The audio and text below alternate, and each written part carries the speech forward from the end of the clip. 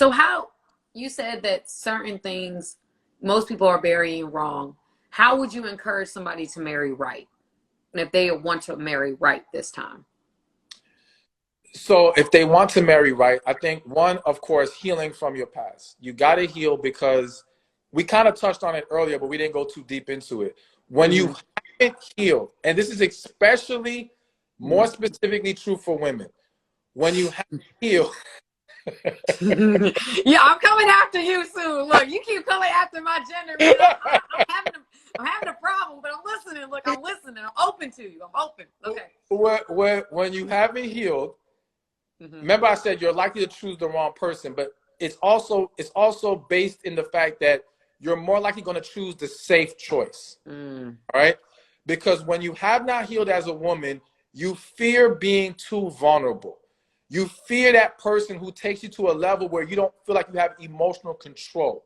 So you will choose the man who is good enough to be with, but you don't feel that level of vulnerability or even what may feel like to some women as losing yourself. And the reason why it feels like losing yourself when you're dealing with that man who you're really into is because when you've been hurt, you've gotten accustomed to operating with a wall up. You've gotten accustomed to being guarded and again, control.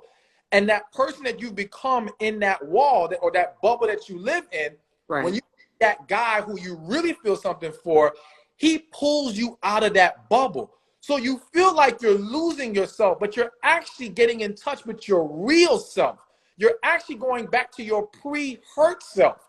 But you're not seeing that because, again, you're so used to the safety net around you, and he destroys that. So a woman who has not healed is more likely to run from the right man and to run to the wrong one. So it's very important that if someone wants to marry right, they have to heal first. That's the key. That's the number one key to making sure you end up in the right situation. Number two is just, of course, find your happiness first within yourself so that you're not looking for a man or marriage or relationship to give you happiness. And don't get me wrong.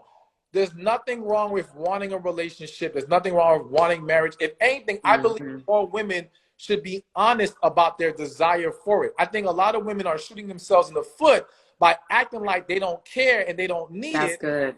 When in reality, it's important to them. And what's happening is I go to these events and I'll have women 50-something, 60-something years old tell me how they spent the late 20s, 30s, 40s saying, I don't want a man, I don't care. And now they're looking around like, damn, I did want a man. And now I have to face the reality that I've set myself back. And now the process is harder at this point. So I don't want women to run from their reality of what they desire. But I don't want them to put all their pursuit of happiness in that desire. Like, yo, I could want a certain level of finances, but I don't have to put my happiness in achieving that. I can be happy where I am, but still desire that more in my life. So I think, they have to find the happiness. And then also learning how to tap into that intuition, that spirit, or consulting with God. Like, again, I think most people marry wrong because they don't ask God. Like, I always ask the question of women who have gotten married and divorced or getting a divorce, and men. And I always ask, did you ask God if you should marry this person? 90% will say they did not ask. 10% will say I asked, God told me no, and I still married this person. All right? So these aren't situations where people are saying, I asked God, he told me yes, and it still was a mess. I'm not saying that's never happened. I'm saying I never came across it. It's always been they either did not ask or they got a no and ignored the no. And for those, and then there's a group of them who say, well, I did ask God. But you know what they did? And this is not judging anyone because I understand we've all been there. They'll pray, and this is a random example, but they'll pray and say, okay, God, show me a sign if this man is for me. Yeah. Next day, a bird comes to their window, and I'm literally giving a story that I've been given before. A bird will come to their windowsill singing in a way that they never heard before. They say, oh my God, it's a sign from God.